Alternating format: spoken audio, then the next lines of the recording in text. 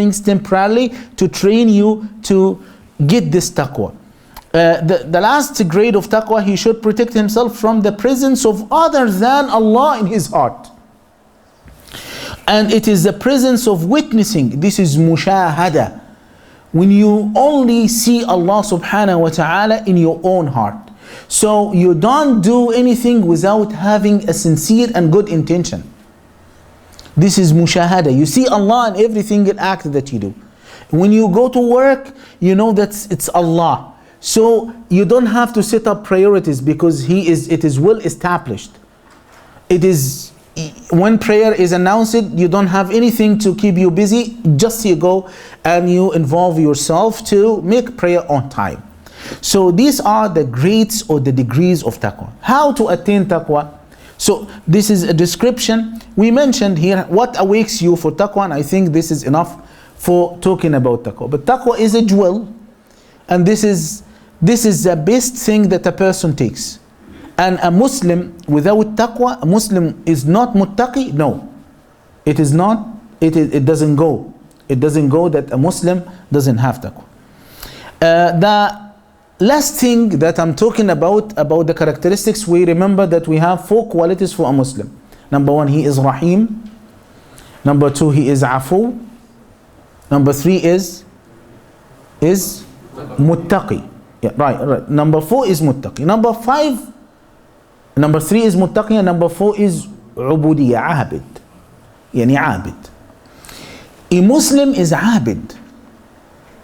Yani a Muslim, that's why the scholar said a Muslim, a leader for Muslims, because this is the intention of any Muslim. We make this in dua. Allah subhanahu wa ta'ala said in the Quran, رَبَّنَا هَبْ لَنَا مِنْ أَزْوَاجِنَا وَذُرِّيَّاتِنَا قُرَّةَ أَعْيُنٍ. Right? Make our children and our wives the coolness of our eyes. وَجْعَلْنَا لِلْمُتَّقِينَ إِمَامًا. How to be a leader for the muttaqeen means that you are on the first lines, in the first rows of the Muslims. This is the meaning of وَجْعَلْنَا لِلْمُتَّقِينَ إِمَامًا. So the scholar said that a person does not become imam without having a mihrab of prayer. I'm not focusing about ubudiyya in general to distract you, but I'm focusing on just only one thing, which would help you in doing other things. This is an act which a person must do. I don't say that must because it's not obligatory, but it's a component of a straight and calm believer. And especially for brothers and sisters who reach the age of 40, they have to do this. There is no other way. This is the healing remedy of the big headache that we have in this dunya, that you must dedicate a certain time at your night for Allah. This is the Prophet ﷺ said in the authentic hadith, this is دَأْبُ الصَّالِحِينَ قَبْلَكُمْ. This is the line of the righteous from the very beginning to now. Any righteous person, he had this quality, which is qiyamul layl, standing in the depths of the night for making prayers. If you read all the stories of the righteous scholars and great scholars of Islam, they would tell you this point. They die, they see them in their dreams, and they say, what happened for you? And he said, everything is in vain, except the few rak'ats that we made in the depths of the night. Zubaydah, she is the wife of Harun al-Rashid. Zubaydah made a very great project for the pilgrims, for the Hajji in Arafah, which is still existing there, and I saw it. She made a tunnel extending from Mecca to Arafah. It is in a high architectic work. I saw it and it was amazing. Through the mountains, rocks, a tunnel, a canal, which carries water without having pumps or electricity from Mecca all the way to Arafah, to water the people, to provide water for the Hajji in Arafah. She passed away. She said they saw her in their dreams and said, what Allah made for you? He said, no, everything came, everything fell down. So what happened for you? She said, only a few rak'ats I used to do in the depths of the night that benefited me on that day. So Qiyamul Layl is very important, subhanallah, is very important. How can you, people when they hear about Arafah, when they hear about Hajj, they go and they make dua close to the Kaaba. Subhanallah, you are giving a sizable opportunity of Allah asking you to make dua for him in the depths of the night. Definitely your dua is accepted. Subhanallah. This story of this Zubaydah happened for Imam Malik, for many scholars. So ubudiyya can actually be, and the scholars said that ikhlas, sincerity, can be nourished well by doing this act, this very special act.